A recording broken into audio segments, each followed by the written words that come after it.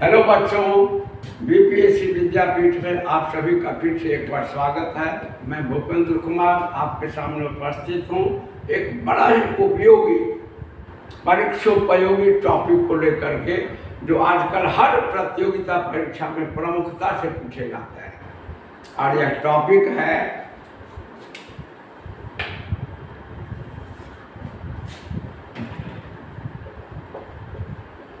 Green house, जिसको हिंदी में कहते हैं हरित गृह और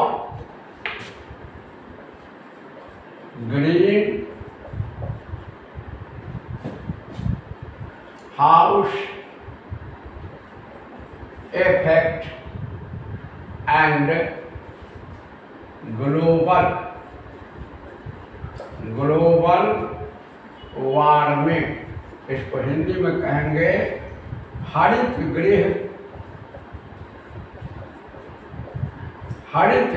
प्रभाव तथा वैश्विक या सर्वात्रिक तापन। देखिए, हर काल में पृथ्वीवासियों पर कोई न कोई समस्या जरूर मंडराती रही है, और खास करके अभी का जो समय है उसमें पर्यावरण से संबंधित जो सबसे बड़ी समस्या उत्पन्न हो चुकी है, जो लाइफ को थ्रेटनिंग दे चुका है, जिसके चलते पूरा विश्व चिंतित है। पूरे विश्व के वैज्ञानिक जिसको कम करने में लगे हुए हैं, नहीं तो ये मानव सभ्यता को नाश कर देगा, वह है ग्रीन हाउस प्रभाव ये तथा वैश्विक तापन या सर्वात्रिक तापन, ग्लोबल वार्मिंग। इनफैक्ट क्या है कि ये तीनों एक शब्द हैं, रिलेटेड हैं, और तीनों को बच्चे अलग अलग ढंग से नहीं बोल पाते हैं, जबकि आप तीनों को अलग अलग ढंग से भी बोल सकते हैं, आप तीनों को एक साथ भी बोल सकते हैं। जिनमें सबसे पहले आप देखिए हरित गृह, ग्रीन हाउस क्या होता है। हम सभी पढ़ते हैं कि पेड़ पौधों को विकसित होने के लिए या बीज को जर्मिनेट करने के लिए, अंकुरित होने के लिए एक सर्टेन अमाउंट में हीट की आवश्यकता होती है। हीट होगा, मॉइस्चर होगा, तभी सीड जर्मिनेट करेगा और तभी प्लांट ग्रो करेगा। तो ठंडे स्थान जो होते हैं, खास करके ऊंचाई वाले स्थान, और वहाँ जब ठंडा का महीना होता है तो सूर्य की रोशनी बहुत कम समय के लिए पहुंचती है, यानी प्रॉपर सन का हीट वहां नहीं पहुंच पाता, खास करके ठंडे के महीने में तो और नहीं। तो फिर वहां प्लांट कैसे डेवलप होगा? तो वैज्ञानिकों ने एक विशेष इजाद किया और एक विशेष प्रकार के कांच या फाइबर का घर होता है। एक विशेष प्रकार के कांच या फाइबर का घर होता है, जिसमें क्या होता है कि छोटे छोटे हरे हरे पेड़ पौधे या सब्जी वगैरह के पौधे उगा लिए जाते हैं। इन्हीं को कहा जाता है ग्रीन हाउस। ग्रीन यहाँ छोटे छोटे सब्जी वगैरह के पौधों को इंडिकेट करता है, और हाउस तो ये है ही।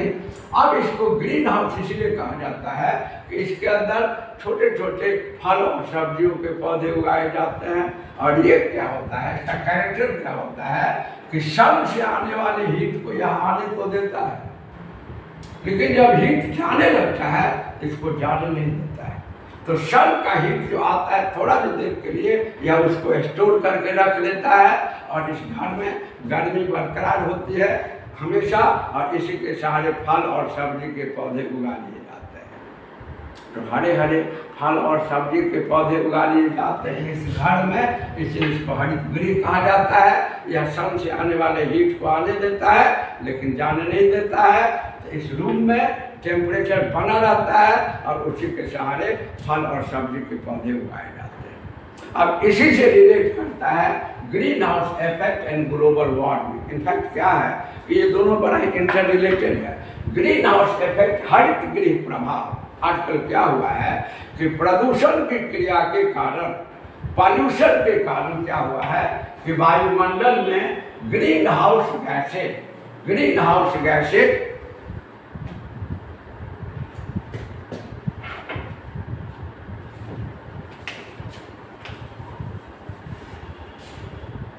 वायुमंडल में ग्रीन हाउस गैसेज, खास करके जिनमें सबसे प्रमुख ग्रीन हाउस गैस है बच्चा लोग CO2, कार्बन डाइऑक्साइड।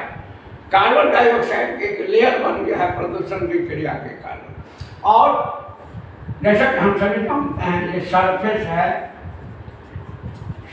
है अर्थ का, और ये भी उसी तरह से काम करता है जैसा कि आपका ग्रीन हाउस। ये सन से आने वाले हीट को आने तो देता है, लेकिन जब हीट जा रहा होता है तो ये जो कार्बन डाइऑक्साइड का लेयर है या जो ग्रीन हाउस गैसेज का लेयर है, यह इसको रोक देता है, एब्जॉर्ब कर लेता है और धीरे धीरे वायुमंडल में इसको एमिट करता है। तो यह ठीक उसी तरह काम करता है जिस तरह ग्रीन हाउस सन से आने वाले हीट को आने देता है लेकिन जाने नहीं देता है, ठीक इसी तरह से कार्बन डाइऑक्साइड का जो लेयर है यह सन से आने वाले हीट को आने तो देता है, लेकिन जब सन से आने वाला हीट वापस जा रहा होता है जिसे जाने नहीं देता है।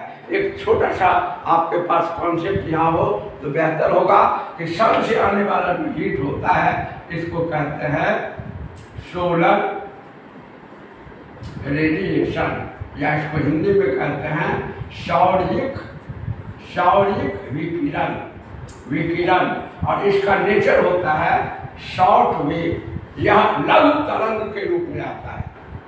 तो कार्बन डाइऑक्साइड गैस इसको ट्रैप नहीं करता, आने तो देता है, और जब ये हीट आता है तो हमारी पृथ्वी इसको एब्जॉर्ब करती है, पृथ्वी का ऊपरी सतह इसको एब्जॉर्ब करता है, भूमध्यरेखा सन से आने वाले हीट को एब्जॉर्ब करता है, और बाद में पृथ्वी इसको छोड़ती है, एब्जॉर्ब किए गए हीट को छोड़ती है, एमिट करती है। और पृथ्वी जब छोड़ती है हीट को तो उसे तकनीकी भाषा में कहते हैं बच्चा लोग पार्थिव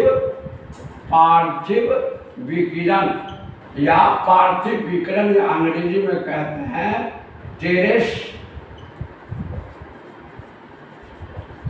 टेरेस्ट्रियल रेडिएशन। और यह नेचर में लॉन्ग वेव होता है, दीर्घ तरंग होता है। तो सन से आने वाला हीट को कहते हैं सोलर रेडिएशन, सौर्यिक विकिरण या शॉर्ट वेव नेचर का होता है, जिसको CO2 ट्रैप नहीं करता, सीधा आ जाने देता है धरती पर।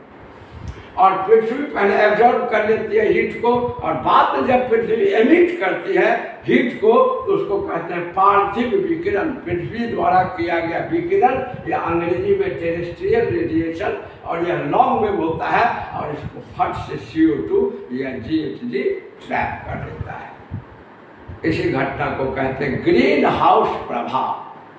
तो ग्रीन हाउस एक घर है, और इसी घर जैसा क्योंकि कार्बन डाइऑक्साइड का लेयर व्यवहार करता है, यह भी सन से आने वाले हीट को आने देता है और वापस नहीं जाने देता है। इसी घटना को कहते हैं ग्रीन हाउस प्रभाव।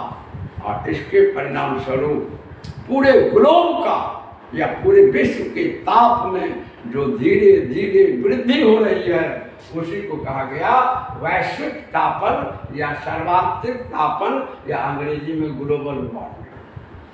और आज ग्लोबल वार्मिंग विश्व की गंभीर समस्या बन चुकी है, और ग्लोबल वार्मिंग के लिए जो जो गैस मेरे लिए उत्तरदायी हैं उनको कहा जाता है बच्चा लोग, उनको कहा जाता है GHG, या अंग्रेजी में कहेंगे ग्रीन हाउस गैसेज।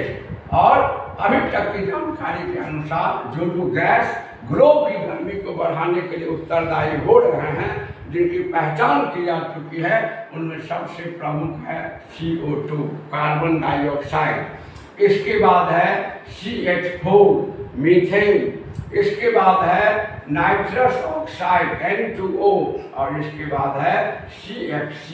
और CFC में दो है, FCFC, ठीक है, और CFC में आप दो ले सकते हैं इनफैक्ट, या इसको आप FC कहें, और CFC में दो है, एक CFC और एक PFC, यानी पर फ्लोरोकार्बन और क्लोरोफ्लोरोकार्बन। तो ये जो गैसेज हैं एक चूंकि हीट को ट्रैप करते हैं और ग्लोब की गर्मी को बढ़ाते हैं, इसलिए इनको कहा गया है ग्रीन हाउस गैसेज। और इन सभी में हर प्रतियोगिता परीक्षा में पूछे जाते हैं। वैसे तो मुख्य रूप से 6 गैस की पहचान की जा चुकी है, लेकिन 4 ही सबसे मेजर हैं, जिनमें carbon dioxide, methane, nitrous oxide, fluorocarbon, जिनमें 2 हैं, क्लोरोफ्लोरोकार्बन CFC एंड PFC। इनको ग्रीन हाउस गैसेज कहते हैं। और इसका सबसे बड़ा जो दुष्परिणाम है वो ये है, एक क्वेश्चन पर तकनीकी ढंग से पूछा जाता है, अगर ग्रीन हाउस गैस में वृद्धि होगी तो स्नो लाइन, जिसको हिंदी में कहते हैं हिमरेखा ऊपर जाएगा कि नीचे आएगा। तो हिमरेखा ऊपर जाएगा कि नीचे आएगा, ये बच्चा समझता नहीं है। अब देखिए कि हिमरेखा कहते किसे हैं, तो वह न्यूनतम ऊंचाई जहाँ पर बर्फ है, यानी जहाँ पानी बर्फ हो जाता है, जहाँ टेम्परेचर 0 डिग्री होता है। तो मान लीजिए कि यह न्यूनतम ऊंचाई है जहाँ पर एक सर्टेन हाइट है, जहाँ पर पानी बर्फ बना हुआ है, तो हिमरेखा की ऊंचाई ये है। इसका मतलब है कि जहाँ पर हिम है वहाँ 0 डिग्री टेम्परेचर है, इससे नीचे मान लीजिए 1 डिग्री है, इससे नीचे मान लीजिए 2 डिग्री टेम्परेचर है, ठीक है। क्योंकि आप जानते हैं कि क्षोभ मंडल में जैसे जैसे ऊपर जाते हीट घटता है, तो धरातल के पास मान लिया जाए कि 20 डिग्री है, इसके ऊपर 19 डिग्री है, ऊपर जाने पर टेम्परेचर घटता है। और जैसे ही ग्लोब की गर्मी बढ़ेगी तो आज जहाँ 2 डिग्री है वहाँ 3 डिग्री हो जाएगा, मतलब टेम्परेचर ज़्यादा हो जाएगा। आज जहाँ 1 डिग्री है वहाँ 2 डिग्री सेंटीग्रेड हो जाएगा। आज जहाँ 0 डिग्री है वहाँ 1 डिग्री सेंटीग्रेड हो जाएगा। और फिर इससे ऊपर जाने पर 0 डिग्री सेंटीग्रेड हो जाएगा। तो अब हिमरेखा यहाँ से ऊपर चला गया। तो ग्लोबल वार्मिंग जब भी होगा तो हिमरेखा की ऊंचाई, स्नो लाइन का हाइट बढ़ेगा। अब इतना दूर तो पहले बर्फ था, क्योंकि यहाँ तो ग्लोबल वार्मिंग से पहले 0 डिग्री टेम्परेचर था, इतना दूर तो बर्फ था। अब हिमरेखा यहाँ चला गया, यानी यहाँ 0 डिग्री टेम्परेचर हुआ, यहाँ पर 1 डिग्री टेम्परेचर है, तो सारा आइस मेल्ट कर जाएगा। और आइस जब मेल्ट करेगा तो यह नदी के रूप में बह करके समुद्र में मिलेगा, और समुद्र का जलस्तर ऊंचा होगा। और जैसे ही समुद्र का जलस्तर ऊंचा होगा तो समुद्र के किनारे जो बसे नगर हैं उनके डूब जाने की संभावना प्रबल होगी। इसीलिए पिछला बार BPSC मेंस में पूछा था कि ग्लोबल वार्मिंग से पूरी पृथ्वी जलमग्न हो जाएगी, हो ही जाएगी। अगर इसी तरह से ग्लोबल वार्मिंग होता रहा और हिमरेखा की ऊंचाई बढ़ती रही, और जहाँ हिम है वो पिघल के पानी बनता रहेगा, जैसा कि आप बराबर देखते हैं आप सब एंटार्क्टिक वगैरह में तो बड़े बड़े हिमखंड टूटने लगे। और हिमरेखा जो ऊंचाई पर बर्फ जमा हुआ है, जहाँ 0 डिग्री टेम्परेचर है या उससे नीचे है, वहाँ का टेम्परेचर ग्लोबल वार्मिंग के चलते जब बढ़ेगा तो निश्चित रूप से वहाँ का बर्फ पिघल के नदी के रूप में समुद्र में जाएगा, और समुद्र का जलस्तर बढ़ेगा।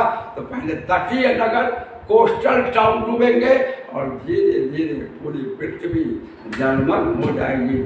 इसीलिए वर्तमान विश्व की सबसे बड़ी समस्या ग्लोबल वार्मिंग की समस्या है। चलिए आज के लिए टाइम, फिर नए वीडियो के साथ उपस्थित होते हैं। धन्यवाद।